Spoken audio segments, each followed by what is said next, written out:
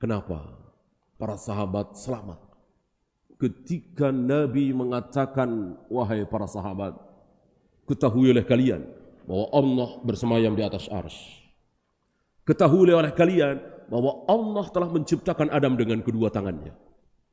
Ketahuilah oleh kalian bahwa kelak Allah akan menggulung langit dengan tangan kanannya. Allah setiap sepertiga malam turun ke langit dunia. Allah membolak-balikkan hati anak Adam dengan kedua jarinya. Allah menggenggam roh orang-orang yang sudah mati dan orang-orang yang sedang tidur. Seluruh sahabat selamat menerima informasi khabar hak dari Nabi SAW. Kenapa? Para imam menjawab, karena para sahabat ketika mendapatkan khabar hak seperti ini khabar besar. Khabar tentang sesuatu yang maha besar adalah khabar yang terbesar.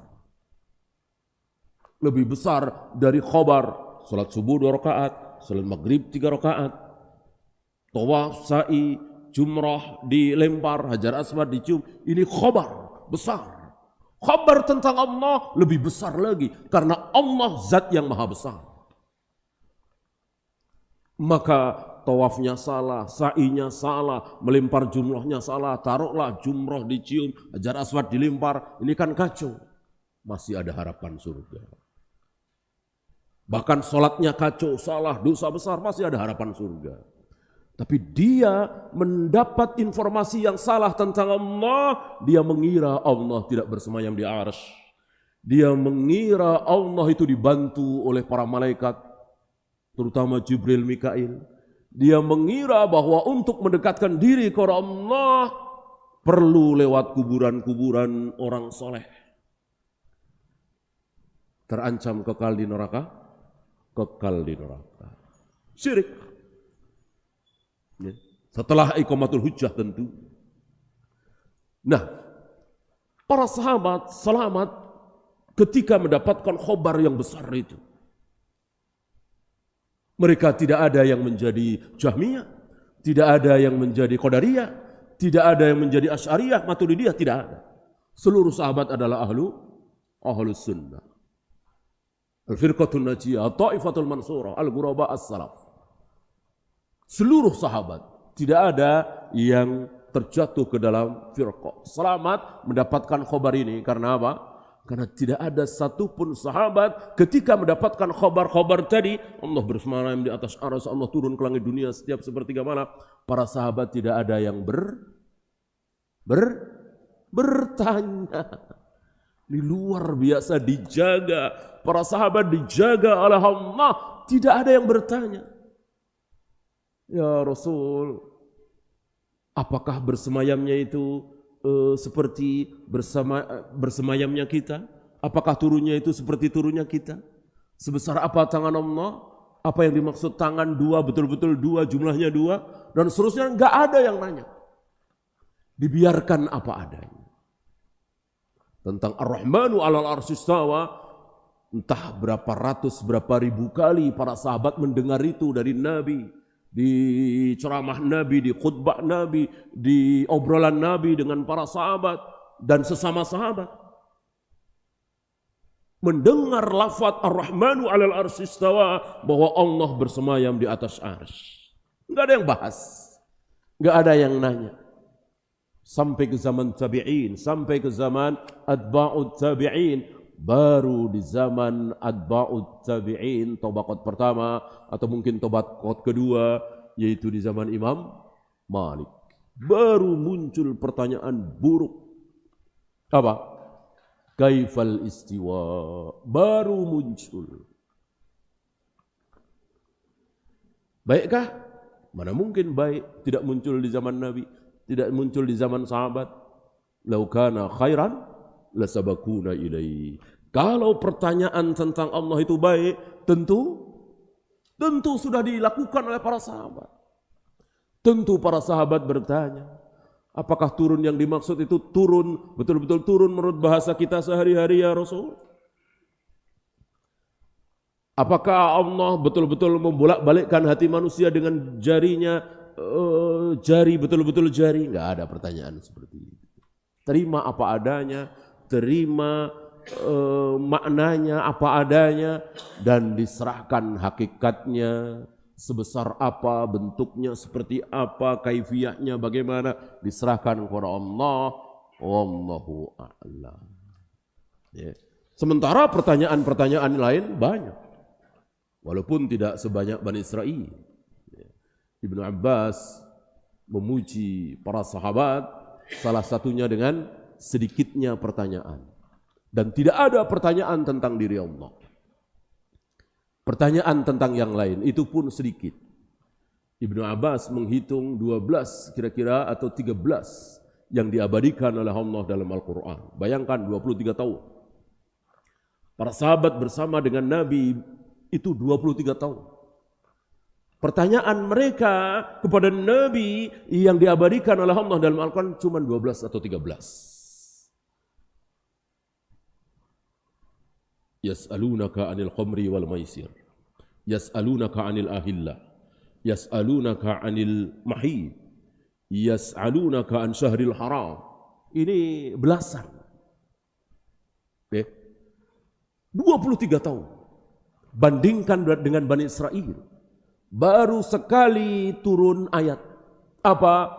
Izbahu baqaratan. Sembelihlah sapi betina. Mudah apa tidak mengamalkan ayat ini? Mudah apa tidak? Mudah sekali. Sembelihlah sapi betina. Lebih mudah mana? Betina apa jantan? Betina. Lebih murah biasanya yang betina. Yang mahal itu kan yang jantan, yang gagah. Betina biasanya murah.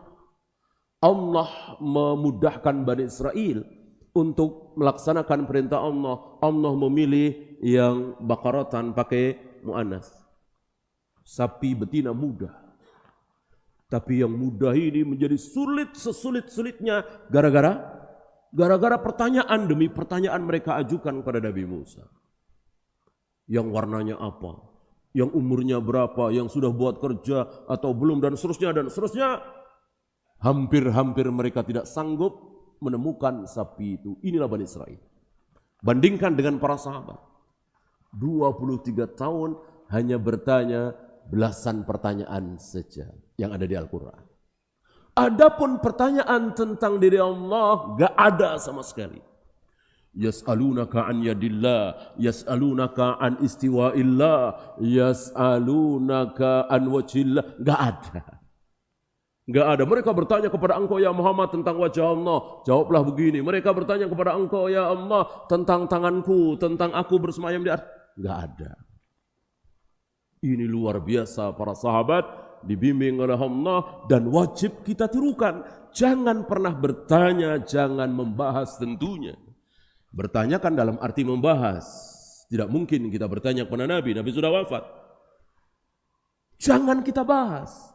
Ketika Allah mengatakan aku akan gulung langit dengan tangan kananku, jangan dibahas. Imani apa adanya bahwa Allah memiliki tangan kanan. Akan dipakai oleh Allah untuk menggulung langit. Caranya seperti apa? Tidak usah kita bahas. Kalau kita mengatakan maksud menggulung dengan tangan itu dengan mudah, kan innama amruhu idza arada syai'an ayyakula lahu kun fayakun. Kalau Allah menghendaki sesuatu cukup mengatakan kun, jadilah, ya jadi dengan sendirinya. Ngapain pakai tangan? Itu kiasan saja. Ini bahas apa tidak? Ini bahas apa tidak? Bahas namanya. Haram kita bahas, kita apa adanya. Ngapain mengatakan seperti itu, menolak ayat? Dengan tangan kanan ya dengan tangan kanan. Tidak dengan tangan kiri. Karena yang rajih kedua tangan Allah adalah kanan. Ya. Ini hati-hati bertanya. Oleh karena itu Ahlus Sunnah wal Jamaah mengajarkan kepada kita semua kaum muslimin untuk menerima apa adanya seluruh sifat-sifat Allah. Yang masuk akal, yang tidak masuk akal. Yang masuk akal tentu banyak kita terima. Allah pengasih, Allah penyayang, Allah melihat kita, Allah mendengar kita, Allah mengetahui apapun yang kita lakukan. Ini diterima oleh saudara-saudara kita dan kita semua. Lalu ada yang aneh menurut mereka. Allah melihat dua orang yang sedang berbunuh-bunuhan dan dua-duanya ini akhirnya masuk surga. Kok bisa? Iya, yang satu muslim, yang satu kafir. Berbunuh-bunuhan. Di mana? Di medan jihad. Yang muslim membela Islam li'i'la'i kalimatillah walibtigha'i mardatillah. Yang kafir membela kekufurannya. Yang muslim kalah. Mati syahid insyaallah. Surga. Yang kafir akhirnya masuk Islam. Setelah masuk Islam, dia jihad pula. Ketika jihad, dia mati. Syahid insyaallah masuk surga. Dua-duanya masuk surga. Nah, ketika dua-duanya ini sedang tusuk-tusukan, sedang bunuh-bunuhan, Allah tertawa. Kata siapa? Kata Nabi SAW. Allah tertawa. Yadhakumullahu ila rajulain yataqatalu ahaduhumal akhar wa yadkhulanil jannah. Allah tertawa melihat dua orang yang saling berbunuh-bunuhan dan dua-duanya akhirnya masuk surga. Ketika mereka berbunuh-bunuhan, Jibril enggak tahu, Mikail enggak tahu, siapapun enggak tahu, Allah Maha tahu bahwa dua-duanya ini akan masuk surga. Detik itu Allah tertawa. Maka tetapkan secara sunnah bahwa Allah tertawa. Kata siapa? Kata Nabi SAW. Bagaimana mau kita bantah? Ya, bagaimana mau kita bantah sabda Nabi alaihi salatu wassalam?